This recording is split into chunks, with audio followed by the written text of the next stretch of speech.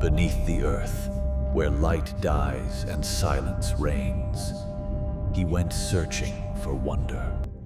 You're getting too far. I'm losing you.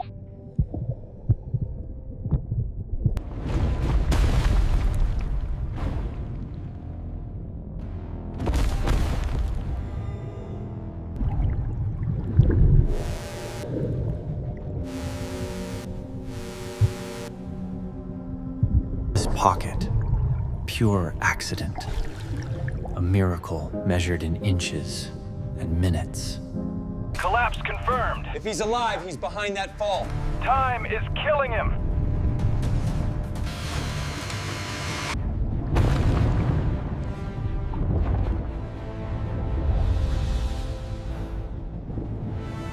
We have him. He's alive. Repeat, survivor located. 27 hours in darkness, and somehow she lived. He was found floating in total darkness, trembling from the cold, his fingers wrinkled and bloodless, and his lips barely able to form words. For 27 hours, he had clung to a jagged stone ledge 200 feet inside an underwater cave, long after everyone believed he had run out of air. His dive light had died, his oxygen tank was empty, and around him was nothing but pitch black water stretching into a silent, endless void. But when rescuers finally reached the collapsed tunnel, they discovered something none of them could explain. He wasn't underwater. He was breathing. Barely.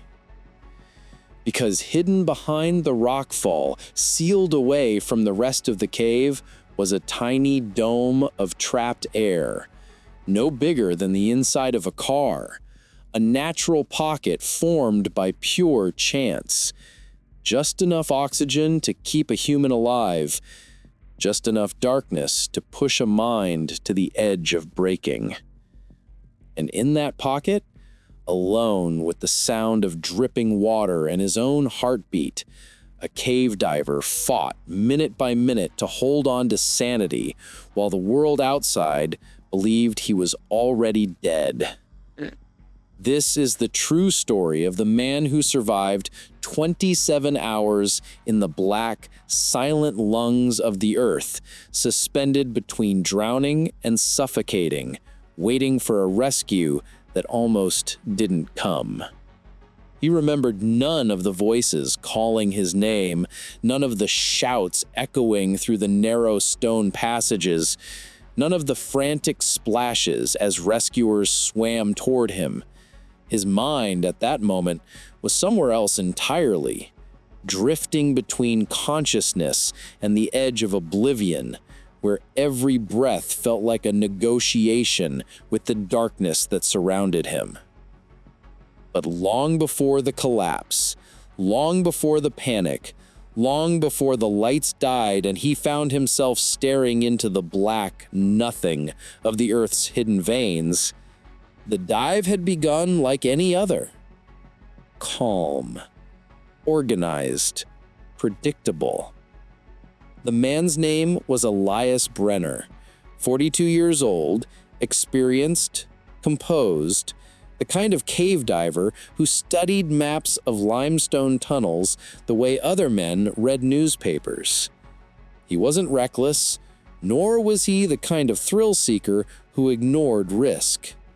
If anything, Elias was cautious to a fault, the kind of diver who checked every gauge twice, who laid guidelines so precisely they could have been drawn with a ruler.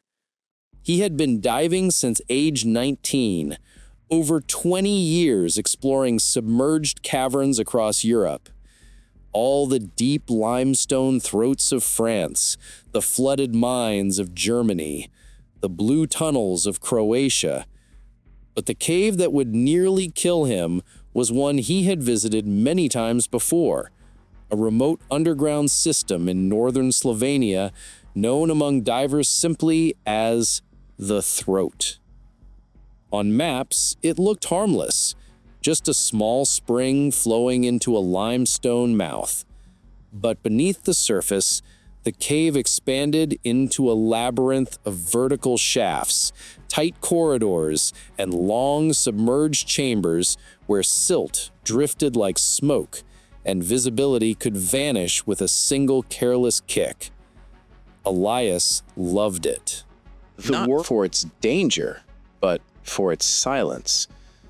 There was something calming about descending into a world where the only sound was the hiss of his regulator and the slow, steady thud of his pulse pressing against his temples.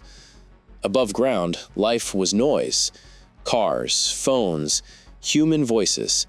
But underwater, in the ancient stillness of stone, time slowed, thought sharpened.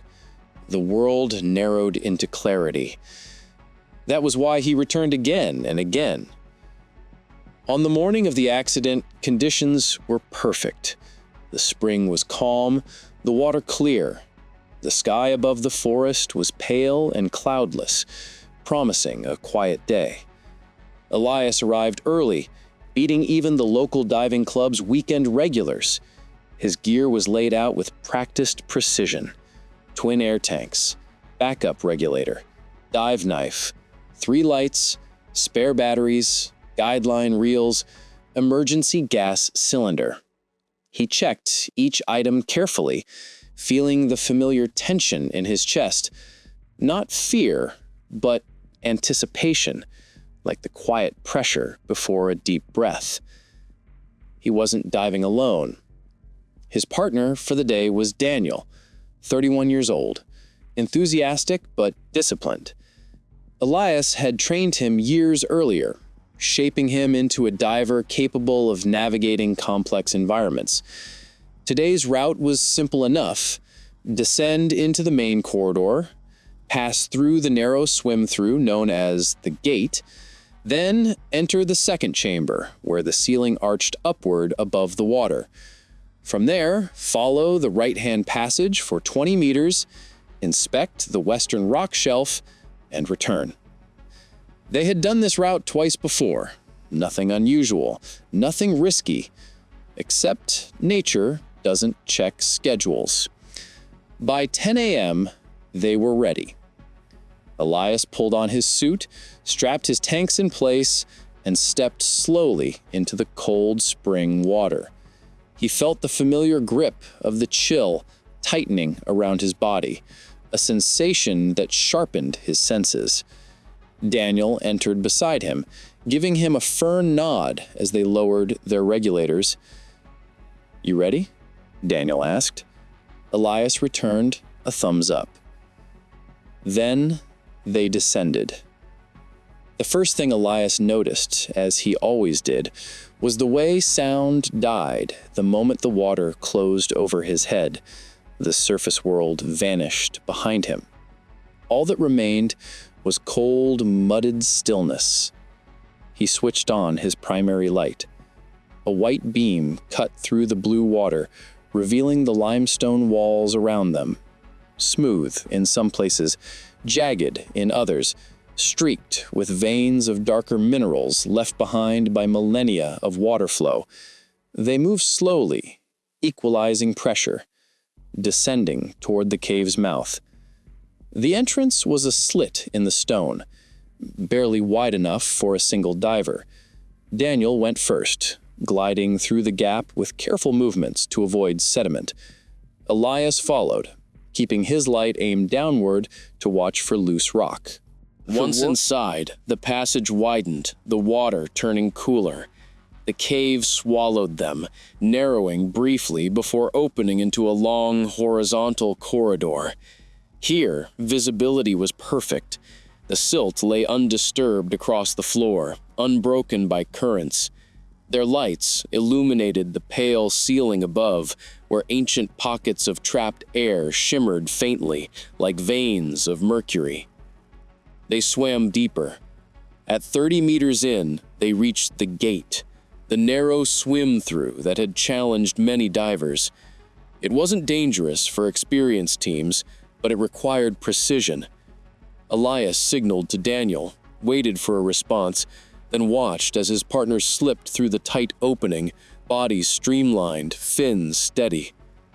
Elias followed, but felt something unusual this time, a slight tremor in the stone as he pushed through. He paused. His light scanned the ceiling. Nothing moved.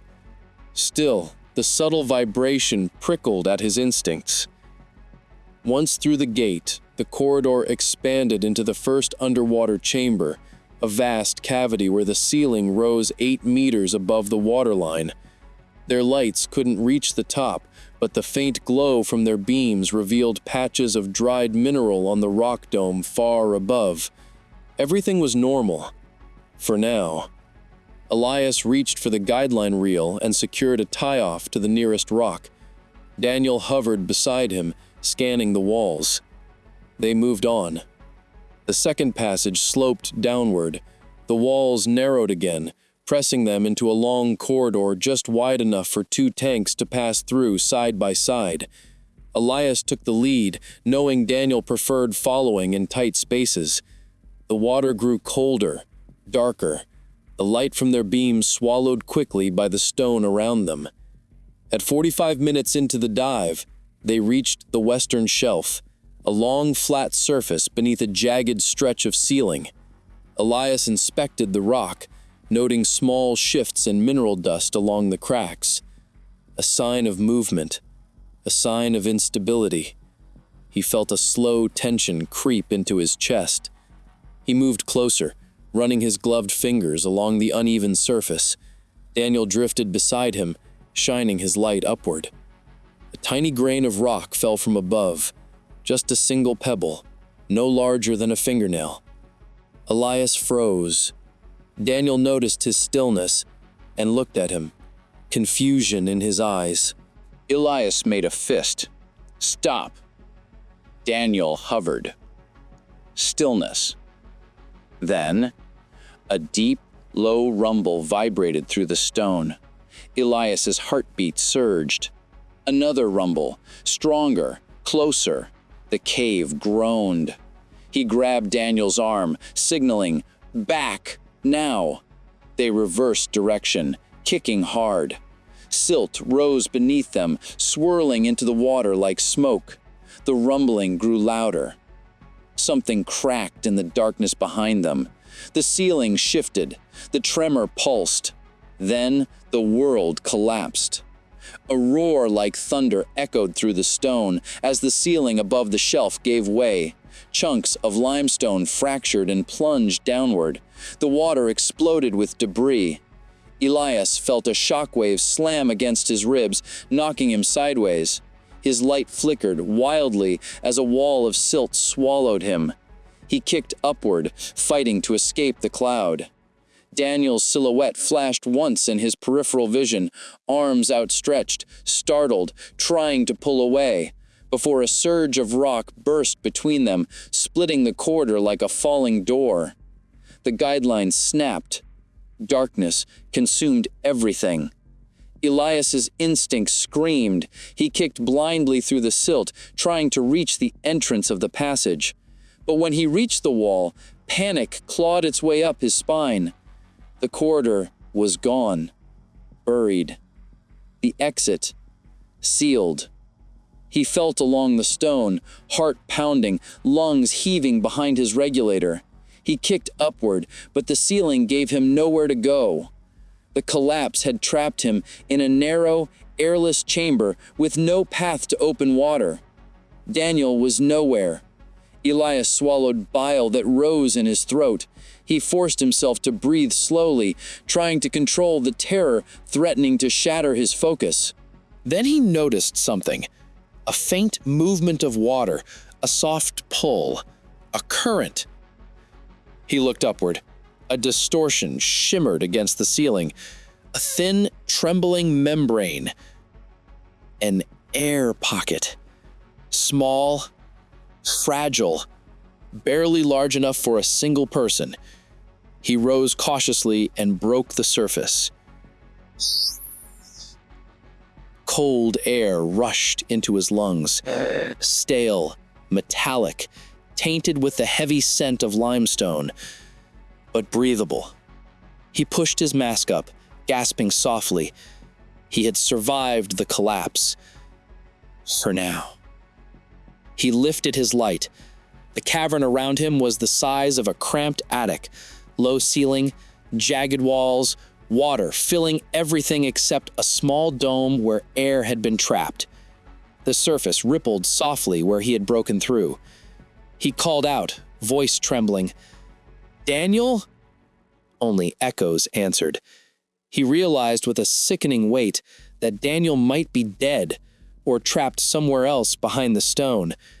He checked his gauges. Low. Far too low.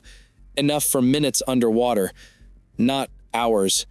He scanned the chamber for cracks or openings. None. Just cold stone. He was alone, and he had no way out. The first hour passed in shocked disbelief. The second in rising panic. The third in a numb, freezing calm that felt almost worse. Time dissolved into darkness. The air pocket grew humid with each breath. Condensation gathered on the stone ceiling, dripping into the water below. Every sound magnified. The steady drip. The soft ripple of water against his suit. The hollow echo of his own breathing. Then his dive light sputtered. He cursed under his breath, smacking it. The beam flickered, dimmed, then died completely. Darkness swallowed him whole. Pure, absolute darkness. He could not see his hand inches from his face. There was no horizon, no depth, no shape. Only the suffocating blackness of a world that had existed long before light touched it. He pressed his palm against the stone beside him, grounding himself in the only reality he could still feel. Hours leaked away. His breathing grew shallow. His thoughts spiraled. At some point, he began speaking aloud, not because he expected a reply, but because the silence pressed too heavily against his mind. He talked to himself, to the cave, to whatever might be listening in the blackness. He whispered, "Daniel," then stopped when the echo of it returned, sounding wrong, warped, stretched by the dome. He clung to the ledge, temples pounding from fatigue, lungs tight with the stale air thickening around him. He closed his eyes, but the darkness remained. He opened them. Still darkness. Hours passed, or maybe minutes, or days. Time had no meaning inside the earth. His mind began slipping, thoughts fraying at the edges. Then, he heard something. A faint rumble. Not from the cave, from the water. A vibration. A pulse. Then a sound, deep, muffled, distant. Someone tapping on stone. His heart leapt. He lifted his head, breath shaking. There it was again. Tap. Tap. Tap. A diver's signal. Someone was alive. Someone was searching. Someone was coming for him. He shouted, voice cracking, "Here! I'm here! I'm—" The cave swallowed his words. Silence returned. The tapping faded. He pressed his forehead to the cold stone. The rescuers were there, but they couldn't reach him. Not yet. And he had no idea how long his air would last. His pulse hammered against his ribs as he strained to hear the tapping again, praying it wasn't a hallucination born from fear and darkness. He leaned forward, bracing himself on the slippery rock.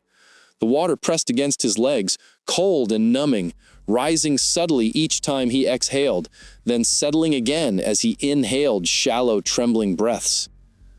"Please," he whispered into the void. "Please, do it again." Nothing, just the drip of condensation, the soft ripple of stagnant water brushing his wetsuit, the quiet hum of his own heartbeat echoing in his ears. Then, tap. This time it was clearer, sharper, a deliberate sound. Elias jolted upright, adrenaline surging through him like electricity. He felt the cold vanish beneath a burning surge of hope that filled his chest and prickled across his skin. Someone was searching. Someone was alive on the other side of the collapse. Someone was close enough that sound could thread through the stone. He banged his fist against the rock beside him.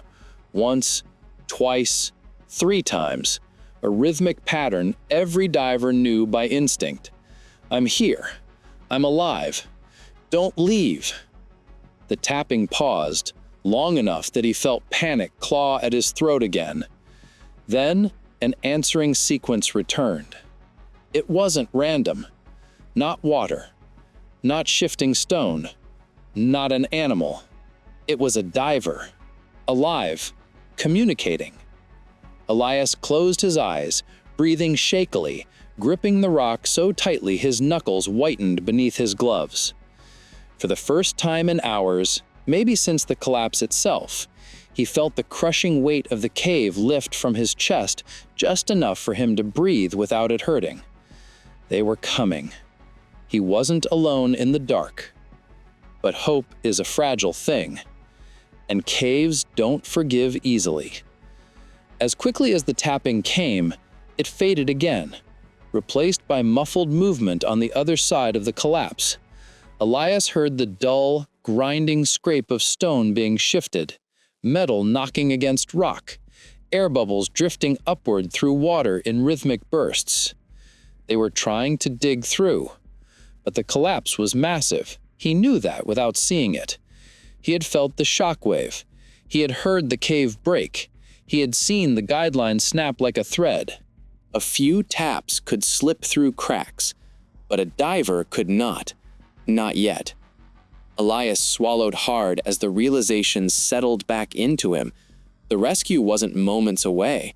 It wasn't even hours away. It could take all day, all night, or longer.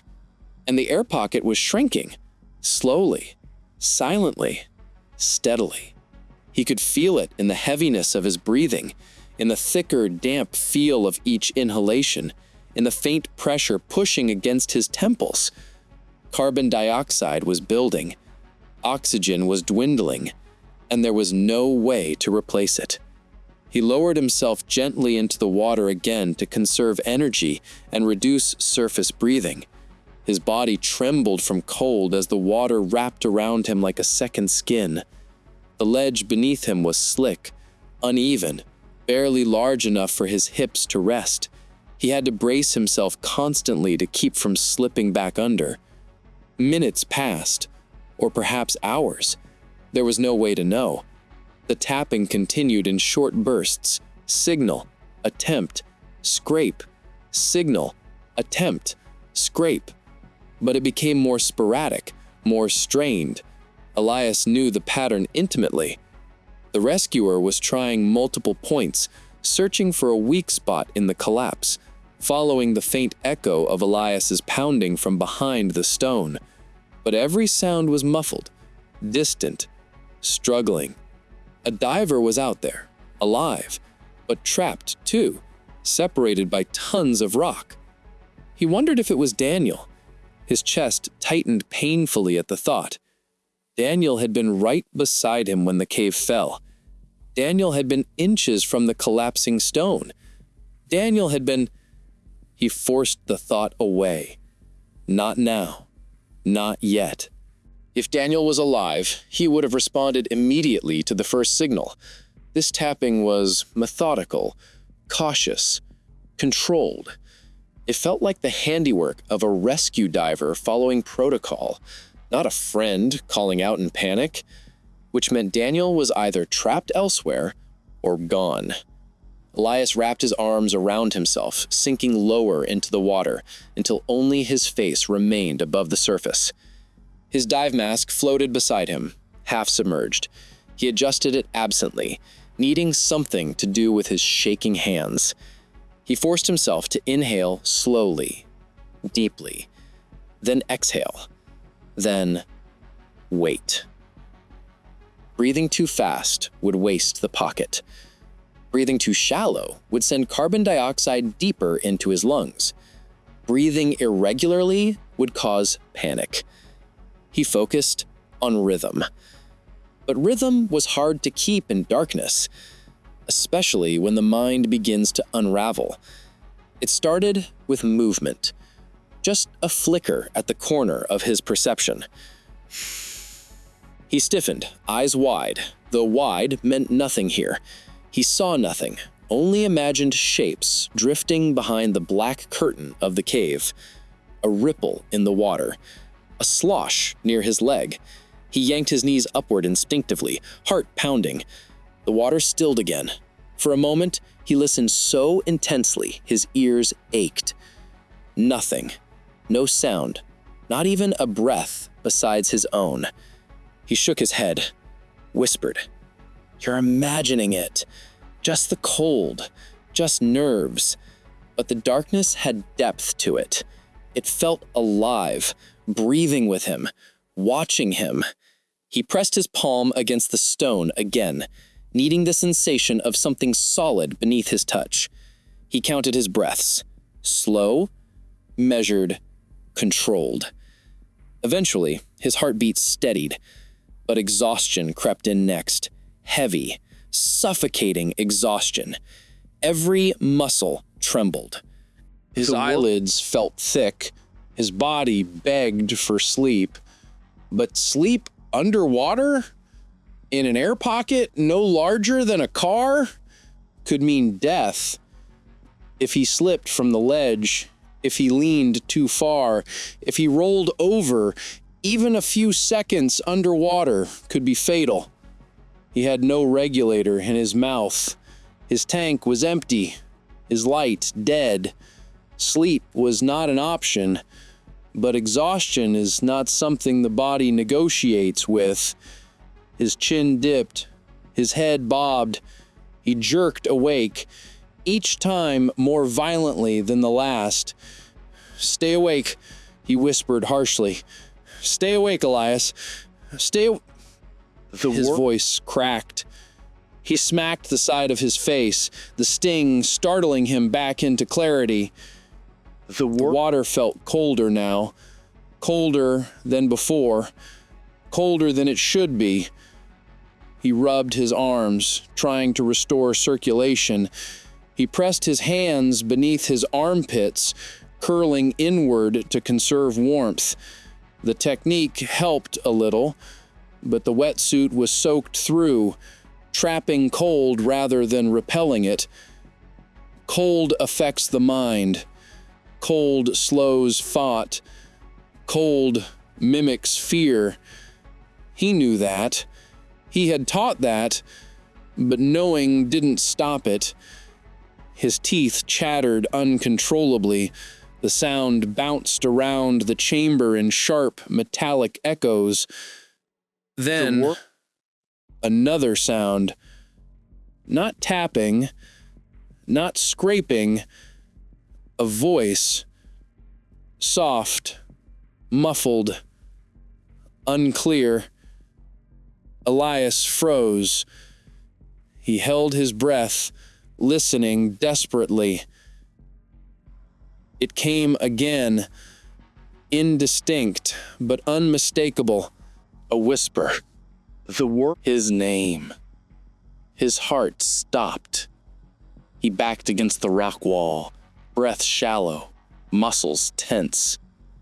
He scanned the darkness blindly, though his eyes were useless. Again the whisper. Elias, you all right? Daniel. It was Daniel. But that wasn't possible. Daniel had been directly beside the collapse.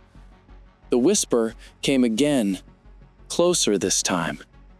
"Elias, help me." His breath shook. "Daniel? Daniel, where are you? Daniel, answer me." Silence. He squeezed his eyes shut, pressing his palms against his temples. Hallucination. It had to be. He knew the dangers.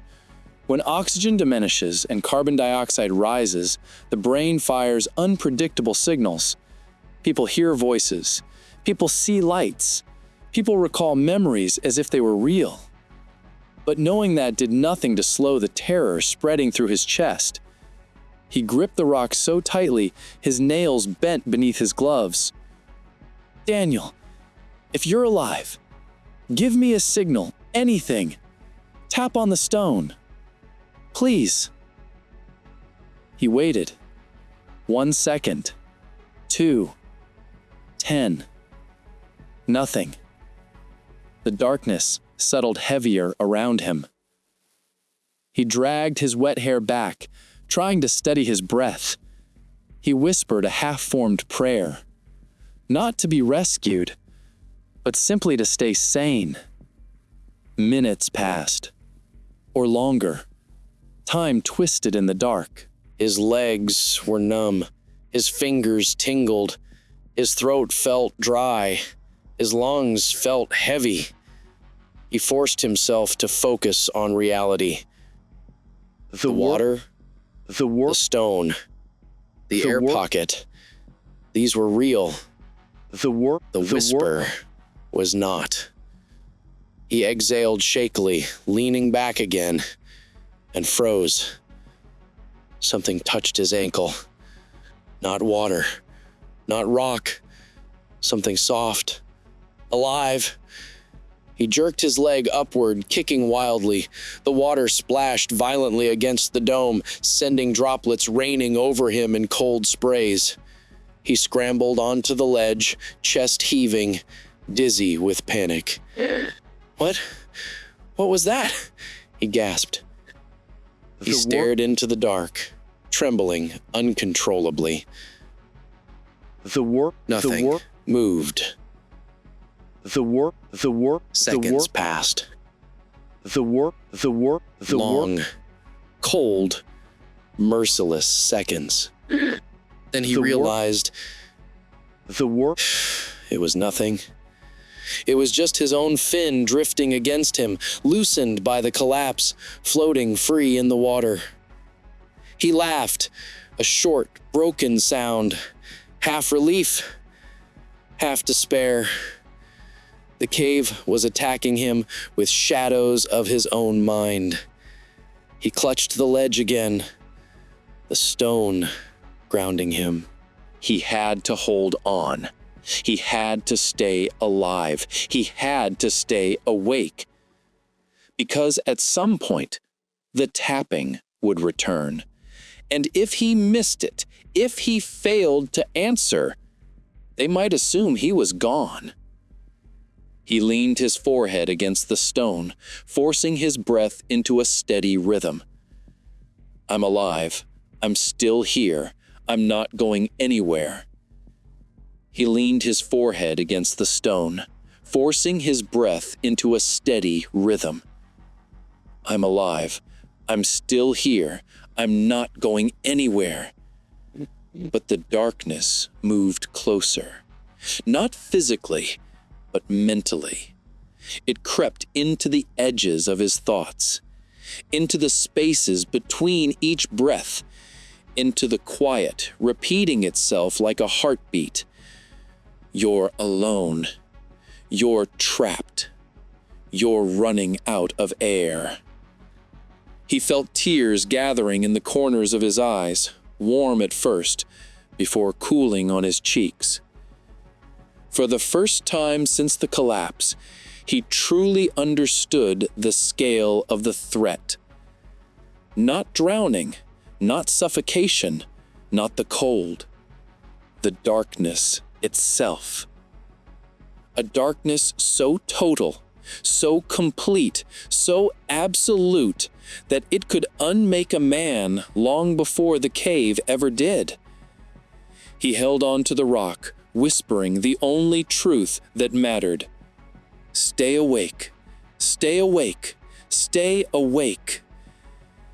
He held on to the rock, whispering the only truth that mattered.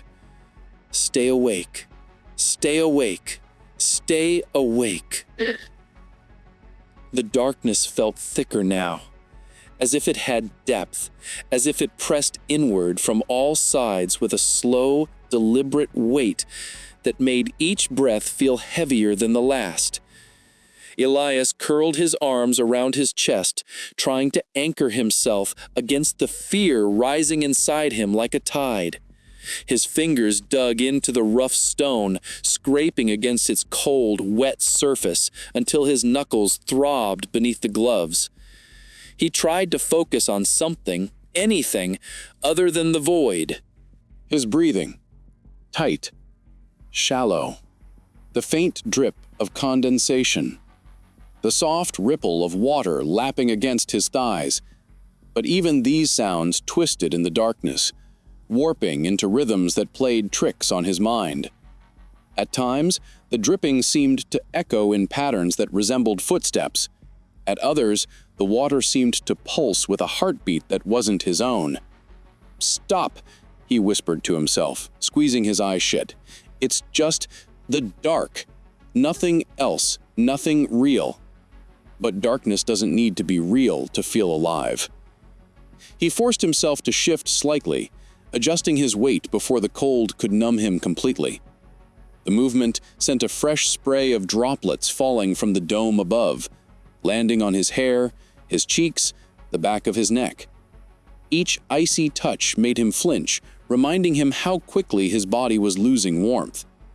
Cold water drains heat 30 times faster than air. He knew that. He'd taught that. But knowledge didn't stop the slow tremors rattling through his muscles.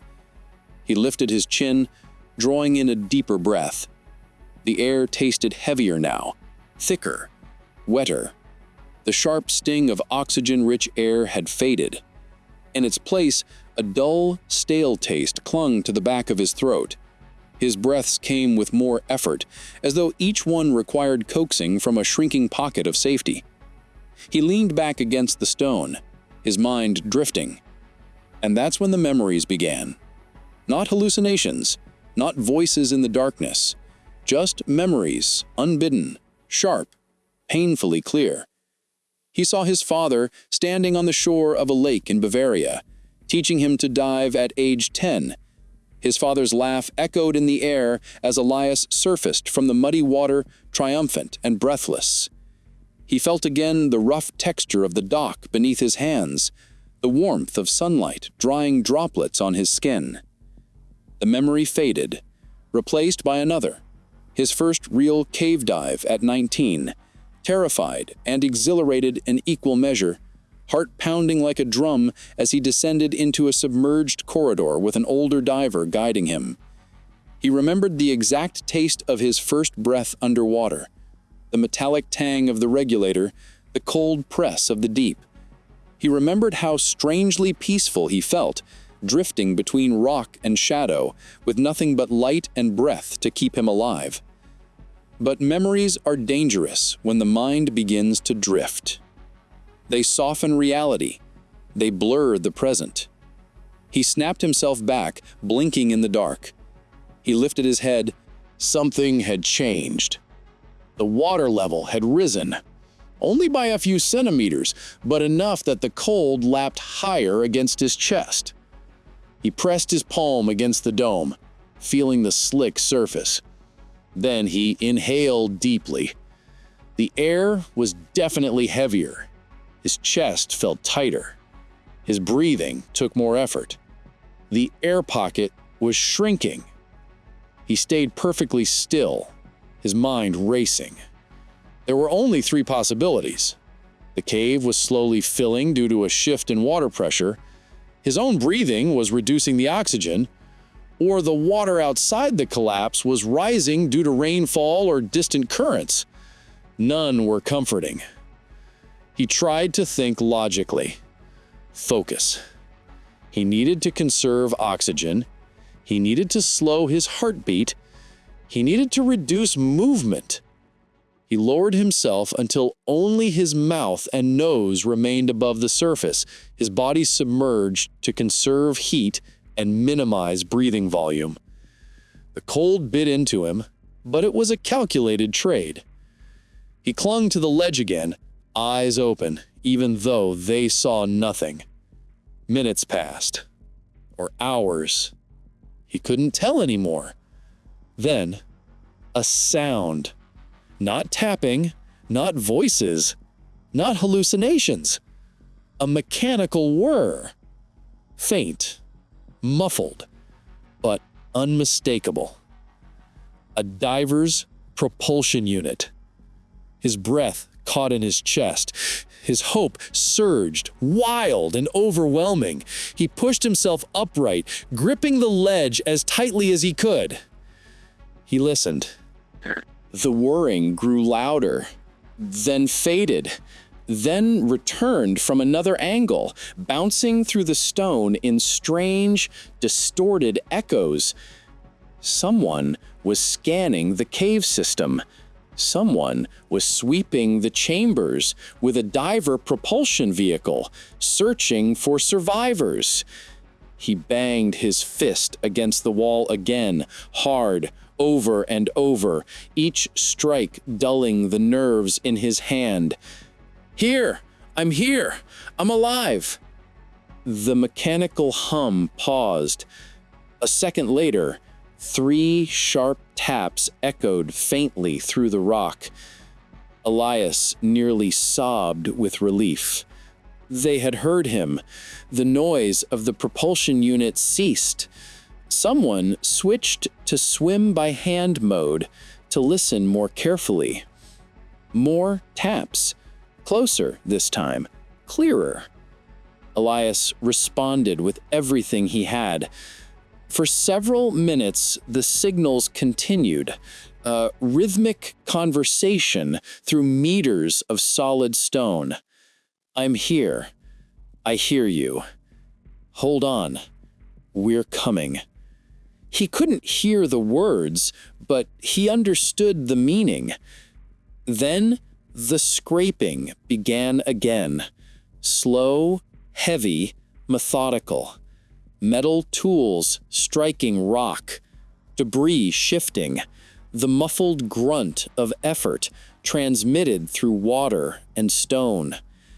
Elias rested his head against the wall, tears slipping silently down his cheeks.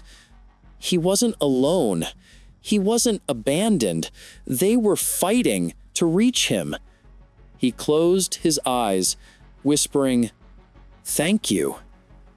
But as the scraping continued, something else crept into his awareness. His breathing felt harder. The air pressed heavier against his chest.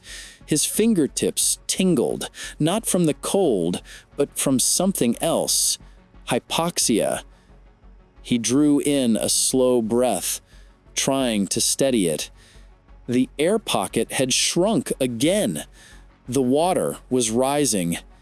He turned his head, lifting his chin higher to keep his mouth above the surface. The waterline pressed against his jaw. The cave was closing around him, inch by inch. No, please, not yet, please! He tried to control it, forcing himself into survival mode. Sink. Slow down. Preserve oxygen. He submerged again, keeping only the smallest part of his face above the water. His lips trembled uncontrollably. His muscles spasmed from cold, but he stayed still, forcing himself to breathe shallowly, slowly, calmly. The scraping outside grew more frantic. The rescuers had realized the chamber was filling. They were running out of time. Elias leaned his head back, letting the dome support the back of his skull. His breath fogged faintly in the still air. He could no longer tell how much oxygen was left. He could only feel the heaviness in his lungs and the dizzy pressure in his temples. The darkness pressed harder. Thoughts drifted. His body swayed. He whispered to stay awake. He whispered not to faint. He whispered to hold on. But the cave, the cold, the darkness, they whispered back, and their voice was quieter, deeper, more ancient. Let go. He clenched his jaw, shaking his head violently. No, he whispered. Not yet. Not now. He pressed his palm against the stone again, grounding himself in the one solid, unchanging thing he had left. He breathed slowly, listened, and prayed the rescuers were moving fast enough, because somewhere in the darkness, he could feel the air thinning, like the slow tightening of an invisible fist around his throat. He didn't have hours left. Maybe not even one. He tried to steady his breathing, but each inhale felt heavier than the last, as though he were pulling air through wet cloth. His lungs expanded reluctantly, unwillingly, fighting against the thickening gloom inside the pocket. He lifted his head higher, stretching his neck so his mouth remained just above the surface. The waterline grazed his lower lip. Each small wave threatened to wash into his mouth and choke him. He pressed his head back against the stone, trying to focus on the rhythm of the scraping outside. Slow, then fast, then slow again. A pattern of desperation, a rhythm of urgency. Whoever was digging now understood the problem. They had minutes, not hours. But the cave walls didn't care about urgency. They didn't care about fear or hope or human breath.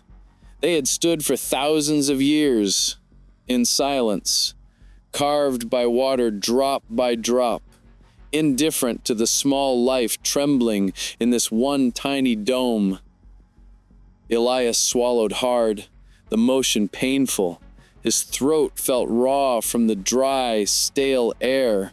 His lips had cracked. His tongue burned.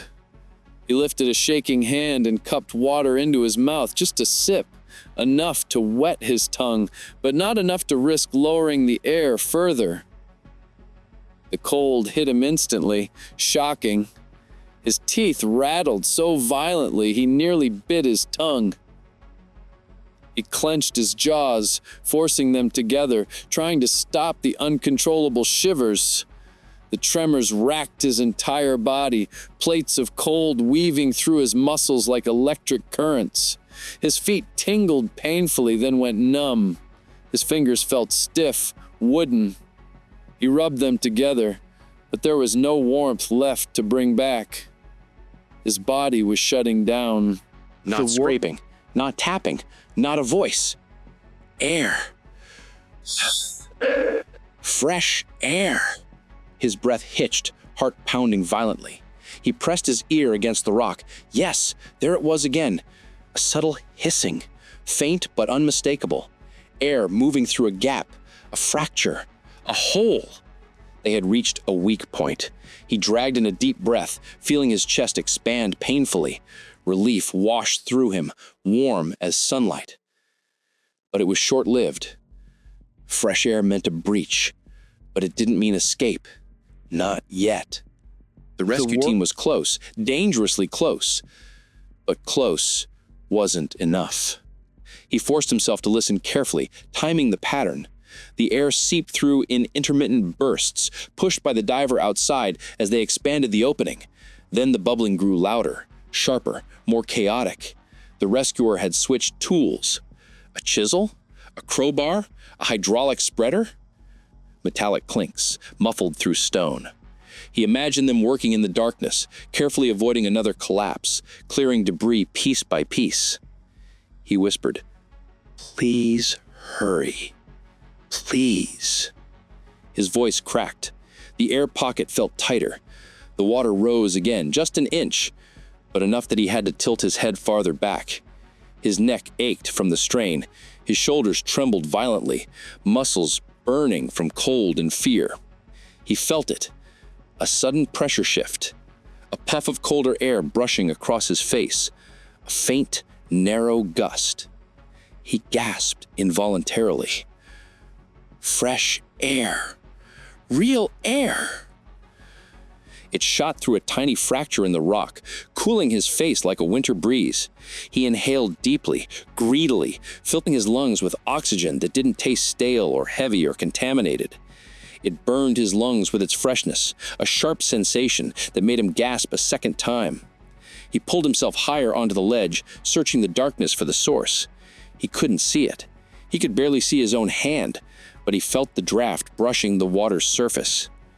The rescuers had broken through, just a crack, a hole no wider than a finger, but a passage nonetheless. The scraping resumed with renewed intensity. More debris dislodged, more water shifted. A heavier rumble shuddered through the stone. Elias clamped his hands on the rock, bracing himself. Then, a chunk of stone broke away beneath him. Water surged, air rushed, the cave shifted. He felt his entire body jerk downward before he caught himself. The ledge crumbled slightly, narrowing under his weight. Panic shot through him like electricity. "No! No! Please, stop!" The scraping halted abruptly, as if the rescuer outside had felt the same shift. Silence followed, tense, suffocating. Then 3 taps, a warning. They were switching tools, working more delicately. Elias tried to steady his breath, forcing himself into stillness. But the cave seemed to pulse around him. The darkness thickened. His vision blurred at the edges. He blinked repeatedly to clear it, but the blackness didn't change. It didn't deepen or lighten. It simply existed, total, unbroken. He felt sleep tugging at him again, harder this time, heavier. His eyelids drooped, his head dipped. He jerked upright, gasping. "Stay awake!" he whispered. "Stay awake, Elias!" He smacked the side of his head again, the pain jolting him. It didn't last long. The cold crept back, the numbness spread.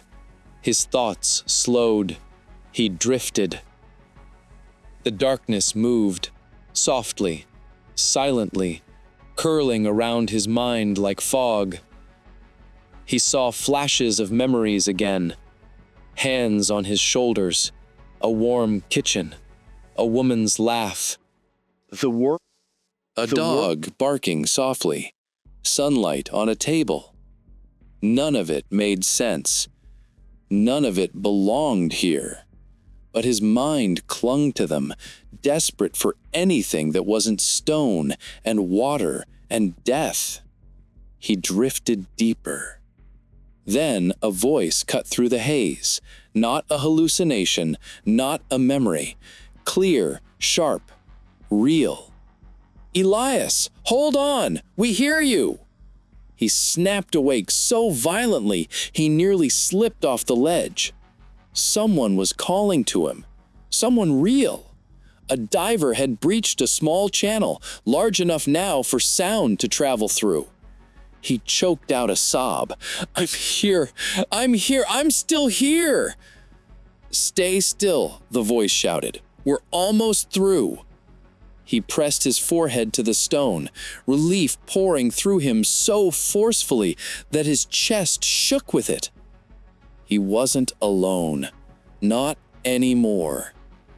But the water rose again, half an inch, then another. He tilted his head back so far, the muscles in his neck felt like stretched wire. "Please," he whispered. "Please, hurry." Fresh air seeped through the crack in erratic bursts. He inhaled each one deeply, greedily, desperate for every molecule of oxygen. Behind the stone, the rescuer's voice came again. "We've got you, Elias! Don't move! We're breaking through!" He clung to the ledge. He held his breath. He waited. But as the rescuers hammered against the stone, as the crack widened little by little, as fresh air and hope trickled through the darkness, the water kept rising, and rising, and rising. Slow, inevitable, unstoppable. His mouth hovered just above the surface now. His breaths came quick and shallow. His chest heaved. He strained against the darkness, whispering, "Not yet! Please, not yet!" But the cave didn't listen. The water didn't stop. And for the first time since the collapse, Elias knew. He wasn't racing against the rescuers. He wasn't racing against panic or cold or the crushing weight of stone. He was racing against time itself. And time was almost gone. The water touched his nostrils. Just barely, just the faintest cold kiss against the underside of his nose, but enough to make his entire body jolt in panic. His instinct forced his head upward, but there was nowhere left to go. The dome was too low. The stone pressed against the back of his skull. His neck arched painfully. He tried to lift himself higher on the ledge, but the rock had eroded beneath him. The collapse had fractured it, shaving away precious inches of height. His hands scrambled, searching desperately for any protrusion, any crevice, anything to gain even a moment's lift. His fingers found only slick stone. He gasped, shallow, sharp, frantic. The air pocket had dwindled to the size of a helmet. The once dome shape now sagged into a crooked sliver of space, just large enough for his mouth and one nostril to cling to life. The cave was filling. "Elias!" The rescuer shouted through the fracture, voice raw with urgency. "Listen to me! Don't panic! We're almost through! Just 30, maybe 40 centimeters more!" 40 centimeters? He didn't have 40 seconds. His breath hitched as a thin trickle of water slid over his upper lip. He blew it away, desperate, terror burning behind his eyes. The darkness pulsed. His heartbeat thundered in his ears, like a drum in a hollow chest. He lifted himself again, straining, muscles screaming, neck burning, the stone ceiling grazing his forehead. His nose barely cleared the water. He held that position, trembling violently. The air tasted worse now, thick and sour, heavy with carbon dioxide. He coughed, the sound muffled against the stone. The tiny pocket reverberated with each shallow breath, as though the cave itself were inhaling with him. "Please," he whispered, though he didn't know if he was speaking to the rescuers, or the darkness, or whatever small fragment of strength remained inside him. Fresh bursts of air hissed through the crack again, thin, fleeting, precious threads of hope. He leaned toward them instinctively, trying to catch even the faintest drift of oxygen. Behind the stone, metal struck rock, over and over, stronger now, urgent. Someone was working furiously, no longer cautious, no longer gentle, hammering with every ounce of strength they had, forcing the cave open in a final desperate attempt. Elias pressed his face higher, water filling his ears. His chin dipped underwater. Instinct forced him to kick, to raise himself, to fight. But his legs were numb and heavy, barely obeying. Another centimeter of water rose. His lips were submerged, his mouth filled with cold. He jerked upward again, gasping, but the stone cut into his forehead. His breath scraped through a slit of space so thin that it sliced each inhale short. He sucked at it, trembling, fighting for every molecule of air. His body begged him to inhale. His vision sparkled with white flakes dancing through the darkness. His mind began to fray. He had seconds left. Not minutes, not moments, seconds. "Stay with me," the rescuer shouted, voice muffled by the stone. "Stay with me, Elias. We're breaking through." Then, silence. A deep crack, a vibration. The stone shifted. The water surged as a chunk of rock near his shoulder gave way and disappeared beneath the surface. The crack widened audibly, a groan of stone under pressure. A sliver of light broke through. Not daylight, the artificial glow of a diver's torch, but in that moment it felt like salvation itself. A single slender blade of white pierced the darkness, illuminating the swirling silt around him like drifting ghosts. He blinked, eyes stinging. It hurt to look at after so many hours in blackness. It hurt, but it was beautiful. "Elias!" The diver's voice echoed. Clearer now. "We have visual." He tried to speak, but water splashed into his mouth. He coughed violently, nearly slipping beneath the surface. His hands flailed for the ledge, gripping the stone with the last strength in his fingers. The crack burst wider. A hand appeared through the fracture, reaching blindly toward him. "Grab me!" Elias lunged. His numb fingers brushed the glove, then slipped. He gasped, half submerging. Water flooded into his nose. Panic detonated in his chest. He kicked wildly, blindly. His head bobbed beneath the surface, breaking the last thread of air he had left. His mind shrieked, "Not yet! Not yet! Not yet!" He thrust upward again with everything left in his body. His fingers closed around the rescuer's wrist. The grip tightened instantly, strong, unyielding. "I've got you!" The rescuer's other hand appeared, wrenching away more stone with raw, brutal force. Another diver joined from the side, doubling the effort. Fragments of limestone splashed into the water around Elias as the hole widened inch by inch. The rescuers shouted commands to one another, indistinct, frantic, echoing through water and stone. Then the fracture split open fully. A wave of silt poured in, swirling like smoke. Cold, fresh water rushed into the pocket, equalizing pressure with a violent jolt. Elias felt the cave shift around him, the dome collapsing upward as the rescuers' lights flooded the chamber. A face appeared in the opening, a diver's mask, a torch clamped to the side, eyes wide with urgency. "Elias, we're pulling you through." Hands seized his arms. He was dragged upward, chest scraping against jagged stone as he squeezed through the narrow breach. The pain was sharp, tearing along his ribs and back, but he didn't feel it, not truly.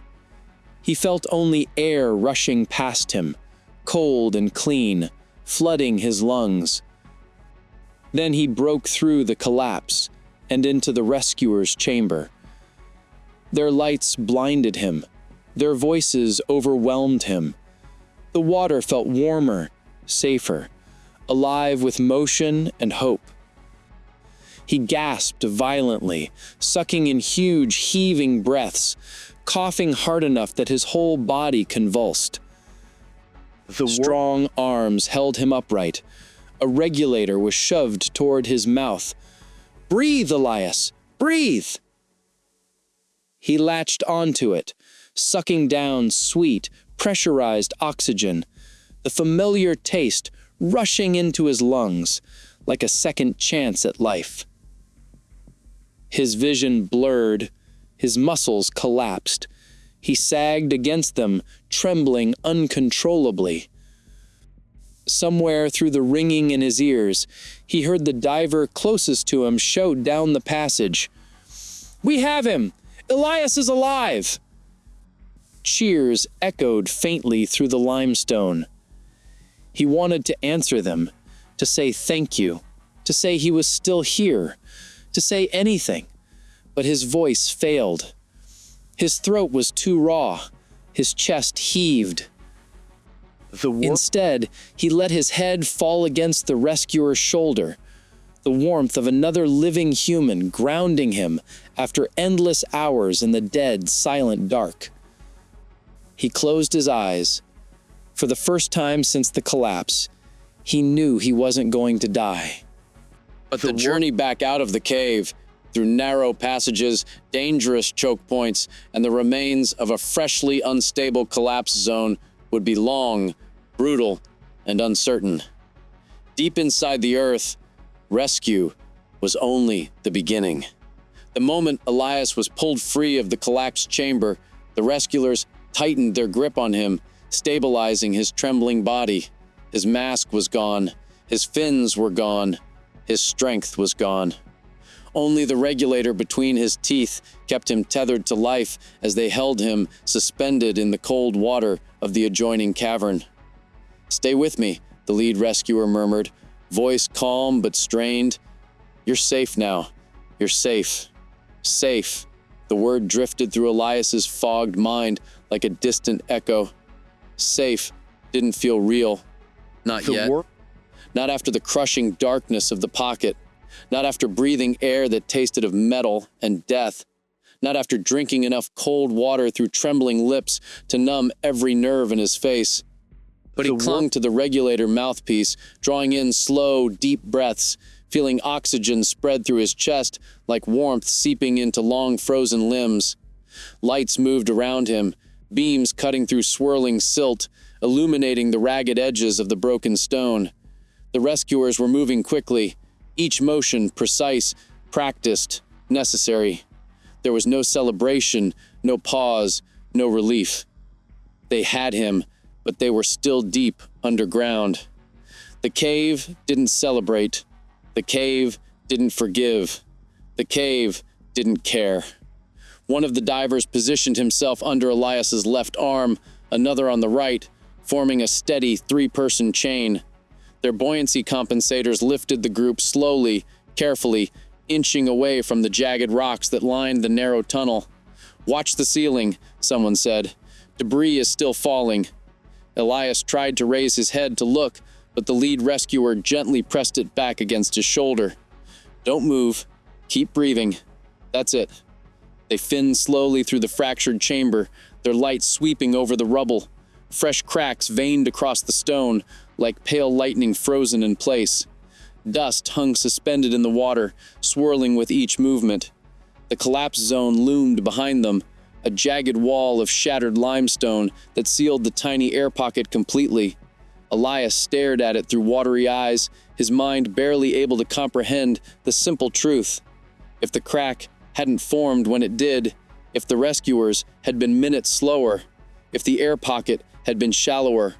His limbs trembled violently, not from cold now, but from the realization creeping through him with merciless clarity. He had been seconds from drowning. Seconds! They eased him into a wider tunnel, where the ceiling arched high enough that the lights barely grazed its surface. This was the main corridor, one Elias had swum countless times without fear.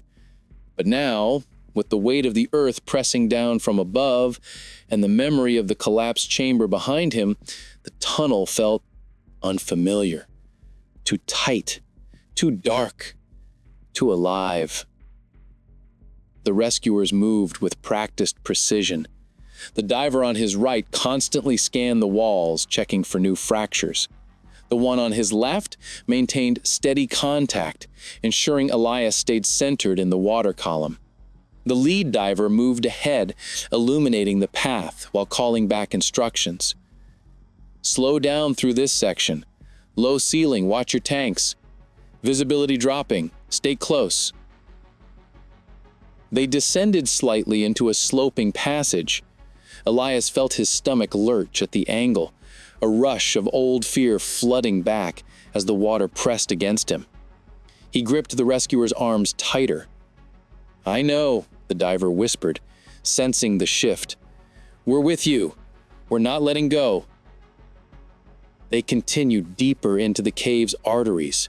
The silt thickened. The tunnels tightened. The water grew colder. For the rescuers, it was nothing unusual.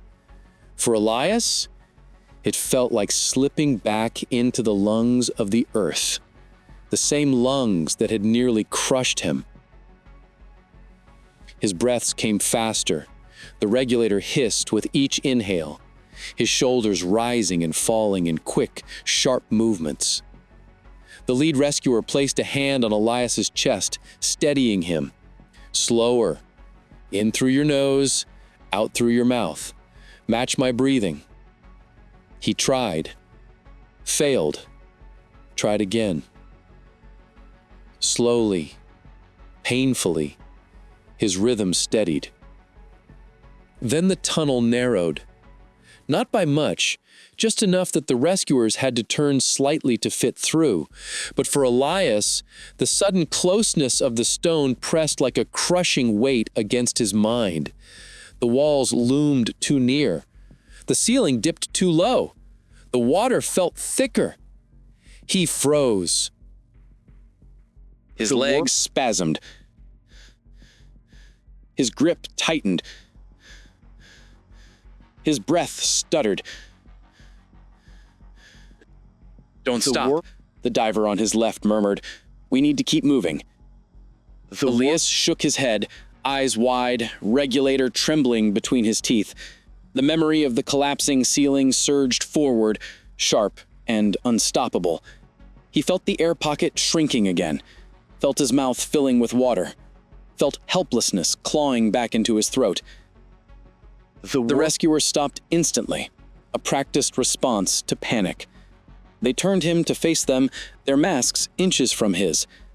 "You're not trapped," the lead rescuer said firmly, each word slow and deliberate. "Look at my light. Good. Stay with us." The beam flickered back and forth, a calm, rhythmic signal. "You survived the worst part. This is the easy section. And we're not letting anything happen to you." Elias closed his eyes, fighting the rising panic. His fingers dug into the rescuer's arm, not as a plea, but as an anchor, the only solid thing in a world that had dissolved into fear. "All right," the rescuer whispered. "On my count. 1, 2, 3. They moved. This time, Elias allowed himself to be guided like a drifting body pulled by a current. No resistance, no hesitation. The rescuers maneuvered through the tight passage with surgical precision, keeping the lights steady and constant. Then the tunnel widened again. Elias breathed out in a shudder. "You're doing great," the diver whispered. "Almost there." But almost was an illusion. They were still deep inside the system, still surrounded by stone that had proven its instability only hours earlier. They passed through the gate, the narrow swim-through that had trembled with the first hint of collapse. The area looked different now. Dust coated the floor. Small fragments of rock littered the passage. The ceiling bore fresh scars. The rescuers slowed, scanning for hazards. One pointed upward, signaling loose stone. Another held Elias close, ready to shield him if debris fell. They pushed through carefully, quietly, almost reverently. Then the familiar expanse of the first chamber opened before them, vast and still, the water stretching into a silent cathedral of rock. The rescuers' beams illuminated the mineral-stained ceiling high above, where time itself had carved ancient patterns. Elias let out a sound like a sob, muffled through his regulator. Sunlight was still far away, but this chamber felt like the surface. The lead rescuer turned to him. "Halfway," he said. "You're doing incredibly well." Halfway. The word echoed in Elias's mind like a cruel reminder. The journey was far from over. They continued upward through the final stretch, a steep ascent through narrowing tunnels where buoyancy control became delicate and essential. The rescuers adjusted constantly to keep Elias from rising too fast. His legs shook violently, no longer from cold alone. His muscles were seizing. His fingers curled tightly, unable to relax. His jaw ached from clenching the regulator. But he didn't let go. Not now. Not when the surface was so close he could almost feel it. They reached the last vertical shaft, the narrow chimney that led directly to the entrance pool. A thin beam of natural light filtered down from above, shimmering faintly through the water like a distant star. His lungs tightened. The sight of real, natural light, the first he had seen in more than a day, struck him with overwhelming force. His chest convulsed. His breath quickened. "Easy," the rescuer whispered. "You're all right. We'll take it slow." They ascended the shaft in a careful spiral. The stone walls glided past like ghostly shapes. The light grew brighter. The water warmed slightly. The pressure eased. Then, the surface broke above him. The world exploded into sound. Voices, rushing water, shouts echoing across rock. The flurry of emergency workers gathered along the edge of the spring. Hands reached down, arms pulled him upward. The divers guided him carefully, lifting his exhausted body until his head breached the open air. He gasped, a choking, desperate lungful of sweet, open, living air. The sunlight hit his face, blinding him. The warmth of it felt unreal, almost painful, against his frozen skin. Dozens of voices called his name. Rescuers, medics, officials, strangers. He didn't hear any of it.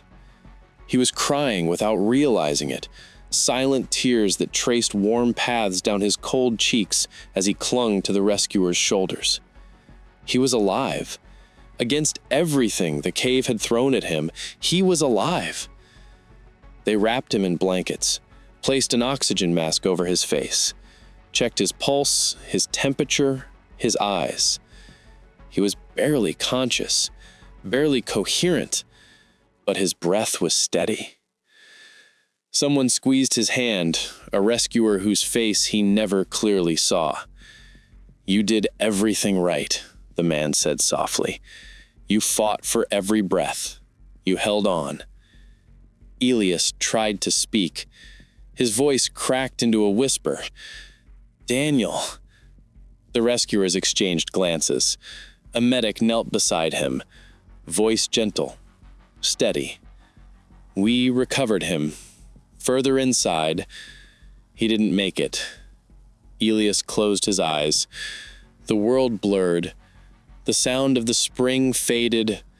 The sunlight dimmed behind his eyelids. His body broke into silent sobs. He had survived the collapse. Daniel had not. The cave had taken one life, spared another. There was no logic, no fairness, no pattern. Just the indifferent nature of stone and water and darkness. In the weeks that followed, Elias recovered slowly. His lungs healed, his strength returned.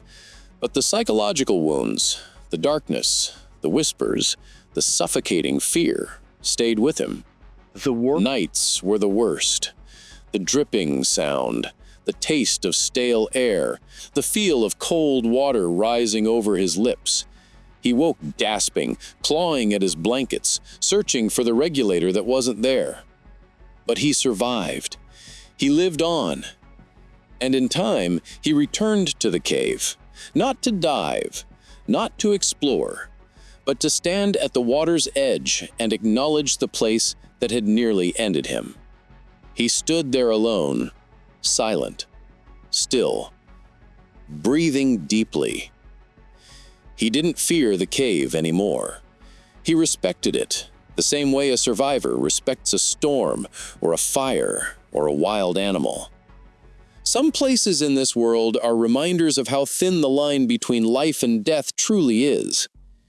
He had crossed that line and come back. When reporters asked him how he survived 27 hours in a shrinking air pocket, his answer was always the same. I didn't. The rescuers did.